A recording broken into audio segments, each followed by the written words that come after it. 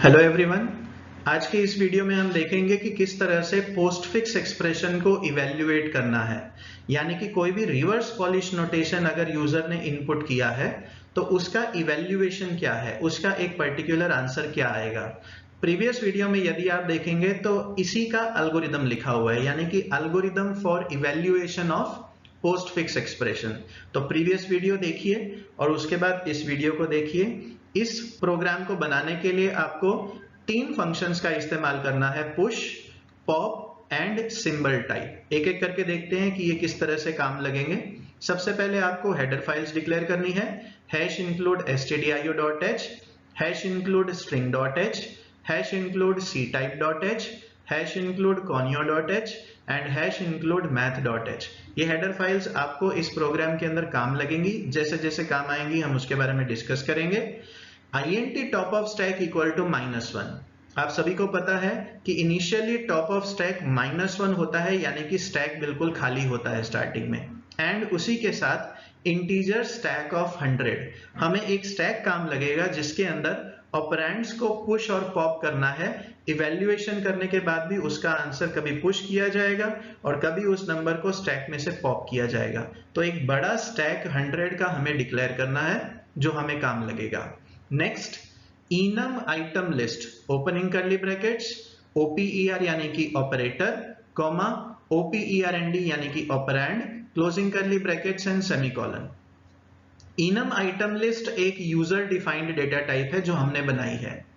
जैसे एक inbuilt data type होती है इंटीजर a, तो a is the name of the variable and integer is an inbuilt data type. Similarly यहाँ पर दो वेरिएबल्स हैं, OPER एंड OPERND, जिनका डेटा टाइप है enum item list। यानी कि जब भी OPER को रेफरेंस किया जाएगा वो enum item list टाइप का होगा। सिमिलरली जब भी OPERND को रेफरेंस किया जाएगा उसका टाइप होगा enum item list। तो ये दो वेरिएबल्स हमें काम लगेंगे। नाउ वेरी इंपॉर्टेंट, क्यों हमने यहाँ पर सिर्फ दो ही वेरिएबल्स लिए हैं? हम इवैल्यूएशन ऑफ पोस्टफिक्स कर रहे हैं। इवैल्यूएशन ऑफ पोस्टफिक्स यानी कि यूजर जब पोस्टफिक्स एक्सप्रेशन इनपुट करेगा तो उसमें सिर्फ दो ही चीजें होंगी, या तो ऑपरेटर या तो ऑपरेंड। उसके अंदर लेफ्ट ब्रैकेट और राइट ब्रैकेट यानी कि ओपनिंग एंड क्लोजिंग पैरेंथेसिस नहीं होंगे। इसलिए यहां पर सिर्फ दो ही वेरिएबल्स हमें डिक्लेयर करने हैं, यही दो काम लगेंगे। We see the functions one by one. void push integer item, very important. हम जब conversion of infix to postfix या इनफिक्स टू प्रीफिक्स कर रहे थे कन्वर्जन का प्रोग्राम, उसमें हम कैरेक्टर पास करते थे अपने स्टैक के अंदर। लेकिन यहां पर हम इवैल्यूएशन कर रहे हैं तो हमें एक इंटीजर नंबर चाहिए। उस इंटीजर नंबर को लेने के लिए integer item variable data type pass करना है। ओपनिंग ब्रैकेट्स, पुश करते समय हम पहले चेक करवाते हैं if top of stack equal to 100 -1। This is the overflow condition of stack. Overflow तब होता है जब आपका टॉप ऑफ स्टैक बढ़ते बढ़ते बढ़ते साइज -1 पर पहुंच जाता है। हमारे स्टैक का साइज है 100, -1 दैट इज 99। ये कंडीशन इस प्रोग्राम में कभी भी ट्रू नहीं होगी क्योंकि हमारा स्टैक बहुत बड़ा है। 100 का स्टैक यानी कि बहुत बड़ा स्टैक। कितनी बार भी पुश और पॉप करेंगे आप कितने भी ऑपरेंड्स को, ज्यादा से ज्यादा आपका स्टैक का 15 या 20 स्पेस इस्तेमाल किया जाएगा। इतनी बड़ी एक्सप्रेशन यूजर कभी भी इनपुट नहीं करेगा। तो if top of stack equal to 100 -1, ये कंडीशन कभी भी ट्रू नहीं होगी, इसलिए इसके अंदर नहीं जाएगा। लेकिन फिर भी देखते हैं, ओपनिंग करली ब्रैकेट्स, यदि ये कंडीशन ट्रू है तो printf stack is full and return, इससे बाहर आ जाएगा, एंड क्लोजिंग करली brackets of the true part. यदि ये कंडीशन फॉल्स है, जैसे कि बताया ये कंडीशन फॉल्स ही होगी, तो पुश करने के लिए क्या किया जाता है याद कीजिए, एल्स पार्ट में जाएगा। ओपनिंग करली ब्रैकेट्स, पहले टॉप ऑफ स्टैक को बढ़ाइए, तो TOS इक्वल टू TOS +1 या फिर ++ टॉस, और स्टैक के टॉस में आपकी आइटम जाएगी। स्टैक का टॉस स्टार्टिंग में होगा 0 क्योंकि पहले -1 है, ++ टॉस करने से वो 0 हो जाएगा, वहां पर हमारा आइटम यानी कि इंटीजर नंबर पास हो जाएगा। क्लोजिंग करली brackets of the L's part and closing करली brackets of the push function. यानी कि पुश फंक्शन की मदद से जब भी ऑपरेंड आएगा आपकी पोस्टफिक्स एक्सप्रेशन में, उसे स्टैक में पुश करना है। Very simple to understand. जब भी ऑपरेंड एनकाउंटर्ड हो आपकी पोस्टफिक्स एक्सप्रेशन में, उसे स्टैक में पुश कर दीजिए। सो इस तरह से आपका पुश फंक्शन काम लगेगा। सेकेंड फंक्शन देखिए pop function, int pop. Pop यानी कि हमें एलिमेंट को निकालना है स्टैक के अंदर से। किस तरह से निकालते हैं? ओपनिंग कर्ली ब्रैकेट्स, एक वेरिएबल डिक्लेयर कीजिए integer x, if tos equal to -1। हमें चेक करना है कि पॉप करते करते करते क्या हमारा टॉप ऑफ स्टैक -1 हो गया है। जब टॉप ऑफ स्टैक -1 हो जाता है यानी कि स्टैक इज एम्प्टी, स्टैक खाली है। Opening curly brackets printf stack is empty, return हो जाएगा एंड क्लोजिंग कर्ली ब्रैकेट्स। यदि हमारा स्टैक खाली नहीं है यानी कि टॉप ऑफ स्टैक -1 पर नहीं पहुंचा है, वो कहीं पर भी है 0 1 2 या कहीं पर भी, तो एलिमेंट को पहले निकालिए और टॉप ऑफ स्टैक को कम कीजिए यानी कि एल्स में जाएगा। Opening curly brackets x equal to stack of tos, stack के टॉस पर जो भी एलिमेंट होगा उसे निकालकर x नाम के वेरिएबल में रखेगा एंड माइनस माइनस टॉस यानी कि टॉप ऑफ स्टैक को कम कीजिए एंड रिटर्न x। इसको आप रिटर्न करवा दीजिए। हमने यहाँ पर रिटर्न x लिखा है, इसीलिए आप देख सकते हैं फंक्शन का भी रिटर्न टाइप क्या है? इंटीजर। हमने फर्स्ट लाइन में लिखा है इंटीजर पॉप, तो इससे पता चलता है कि x जो भी रिटर्न होगा वो पॉप फंक्शन की मदद से रिटर्न हो जाएगा। Closing curly brackets of the L's part and closing curly brackets of the pop function. तो ये है आपका पॉप फंक्शन जिससे हम अपने स्टैक के अंदर की वैल्यू को पॉप कर सकते हैं। Next is symbol type function. एक तीसरा फंक्शन बनाया गया है, फंक्शन का नाम है सिंबल टाइप। फंक्शन रिटर्न क्या कर रहा है? इनम आइटम लिस्ट, जो हमने यहां पर हेडर फाइल्स के नीचे अपना एक वेरिएबल डिक्लेयर किया है। फंक्शन का return type enum item list है और उसके अंदर पास होगा कैरेक्टर, यानी कि जो भी कैरेक्टर पास किया जाएगा A to Z यानी कि अल्फाबेट्स या फिर प्लस माइनस मल्टीप्लिकेशन डिवीजन या कैरेट या कोई भी ऑपरेटर, तो वो चेक करेगा कि क्या ये ऑपरेंड है कि क्या ये ऑपरेटर है, क्योंकि दो में से एक ही चीज एनकाउंटर होंगी। Opening curly brackets enum item list symbol. हमने एक थर्ड वेरिएबल डिक्लेयर किया जिसका टाइप क्या है? इनम आइटम लिस्ट, जो हमने यहां पर पहले भी डिक्लेयर किया है। यानी कि अब हमारे पास तीन वेरिएबल्स हैं इनम आइटम लिस्ट के, सिंबल, OPER, OPERND यानी कि ऑपरेटर एंड ऑपरेंड। अब चेक करते हैं जो यूजर ने कैरेक्टर इनपुट किया है A to Z, क्या वो अल्फाबेट है? इफ इज अल्फा ब्रैकेट के अंदर C, यानी कि जो भी कैरेक्टर कैर C से पास होगा वो चेक करेगा कि क्या वो कैरेक्टर है यानी कि अल्फाबेट है। Is alpha is an inbuilt function which is available in string.h header file, जो ये काम करता है। तो वो रिटर्न करेगा कि क्या ये अल्फाबेट है। ओपनिंग कर्ली ब्रैकेट्स, यदि वो अल्फाबेट होगा तो symbol equal to OPERND। OPERND keyword यानी कि वेरिएबल जो हमने बनाया है वो सिंबल टाइप के वेरिएबल में असाइन हो जाएगा। क्लोजिंग कर्ली ब्रैकेट्स, यदि वो अल्फाबेट नहीं है तो एल्स पार्ट में जाएगा, सीधी बात है। अल्फाबेट यानी कि अगर वो ऑपरेंड नहीं है तो वो क्या है? वो ऑपरेटर है। Else opening curly brackets symbol equal to OPER यानी कि वो सिंबल है ऑपरेटर। क्लोजिंग कर्ली ब्रैकेट्स, और दोनों में से कोई भी एक रिटर्न होगा, रिटर्न सिंबल यानी कि आइदर ऑपरेंड और operator and closing curly brackets. तो इतने तीन functions push, pop and symbol type, ये आपको मेन प्रोग्राम में काम लगेंगे। Let us understand the main program. आपका मेन प्रोग्राम कुछ इस तरह से है। इस मेन फंक्शन के अंदर हमको बाकी का काम करना है। प्रोग्राम का एग्जीक्यूशन मेन से शुरू होता है। Void main, opening curly brackets, char post of 100, ये आपको इनपुट करने के लिए काम लगेगा। आपको पोस्ट फिक्स एक्सप्रेशन इनपुट करनी है। याद कीजिए, आपको इनफिक्स एक्सप्रेशन इनपुट नहीं करनी। हम कन्वर्जन नहीं कर रहे, हमें पोस्ट फिक्स एक्सप्रेशन इनपुट करके उसे इवैल्यूएट करना है। तो यूजर अपनी पोस्ट फिक्स एक्सप्रेशन इस पोस्ट ऑफ 100 में इनपुट करेगा।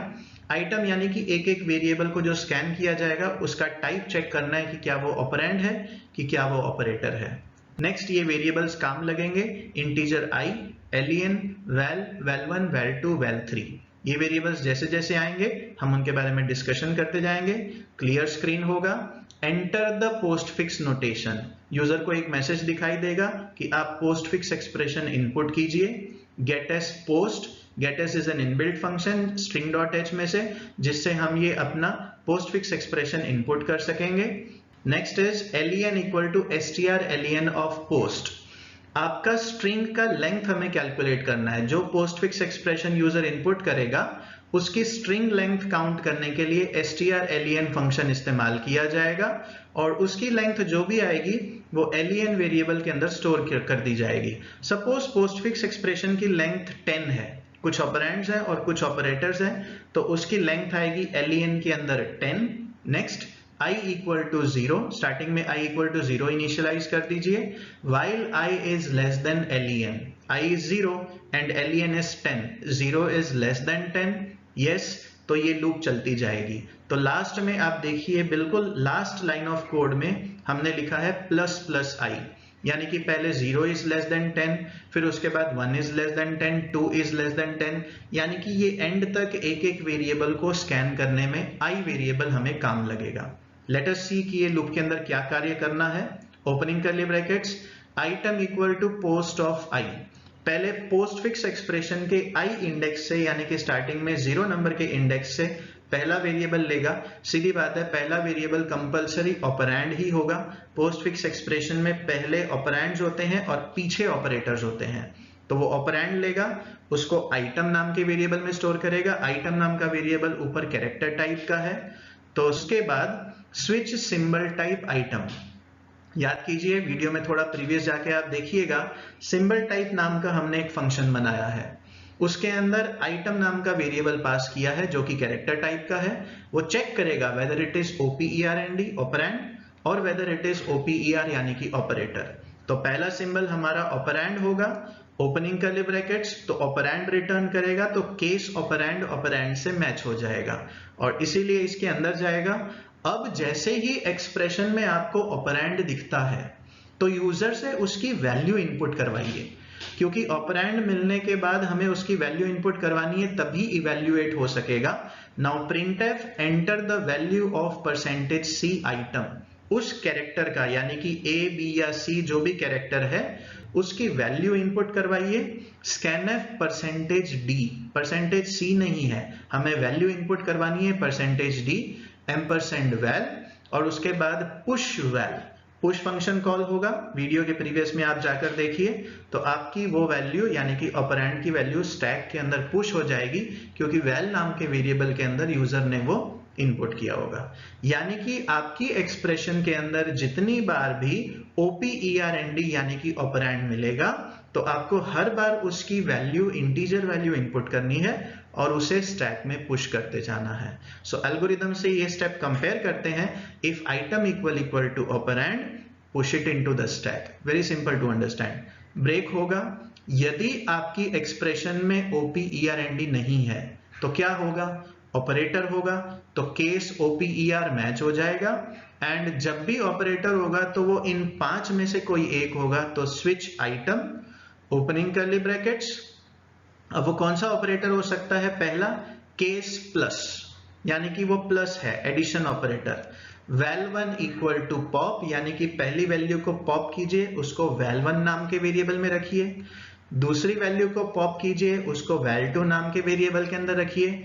याद कीजिए हमने पॉप फंक्शन बना दिया है, जो पॉप फंक्शन इंटीजर टाइप का वेरिएबल रिटर्न करेगा, क्योंकि हमने इंटीजर टाइप का वेरिएबल पुश करवाया है। इंटीजर के अंदर यूजर से वैल्यू इनपुट हम करवा चुके हैं।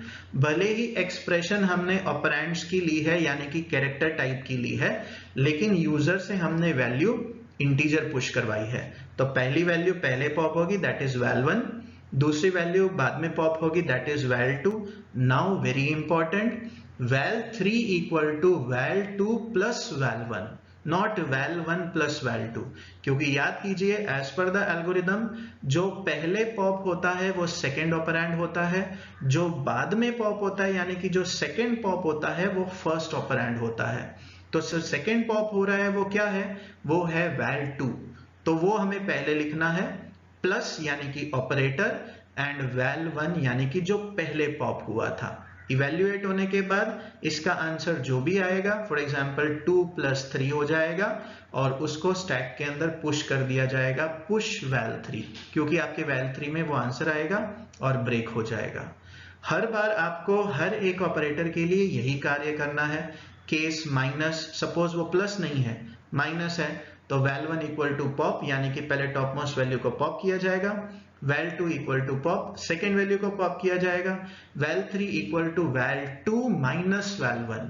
Now this is very important, plus में फर्क नहीं पड़ता, मल्टीप्लीकेशन में भी फर्क नहीं पड़ता, लेकिन माइनस, डिवीजन और पावर यानी कि एक्सपोनेंट में बहुत फर्क पड़ता है। तो आपको इसलिए यहां पर बहुत ध्यान देना है कि जो पहले पॉप हो रहा है वो सेकेंड, जो बाद में पॉप होता है वो first. Push the value into the stack, उसे स्टैक में पुश कर दीजिए और ब्रेक कर दीजिए। थर्ड इज, अगर मल्टीप्लीकेशन ऑपरेटर आता है तो सेम काम करना है, फर्स्ट वैल्यू को पॉप कीजिए, सेकेंड वैल्यू को पॉप कीजिए, इवेल्युएट कीजिए val3 equal to val2 into val1 और उसे स्टैक के अंदर पुश कर दीजिए और ब्रेक कर दीजिए।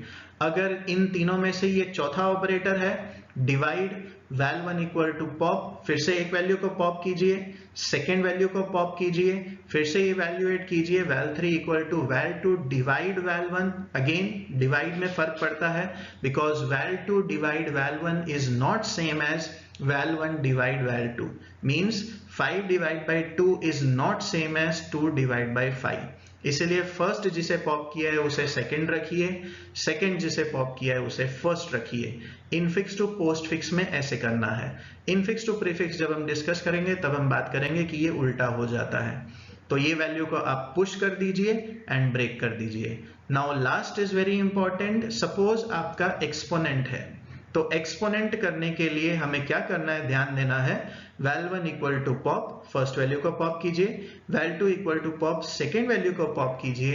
अब कैरेट जैसा टर्बो सी में कोई ऑपरेटर अवेलेबल नहीं है, तो आपको यहाँ पर #include math.h हेडर फाइल काम लगेगी, जिसके अंदर एक इनबिल्ट फंक्शन है जिसका नाम है POW, दैट इज पावर।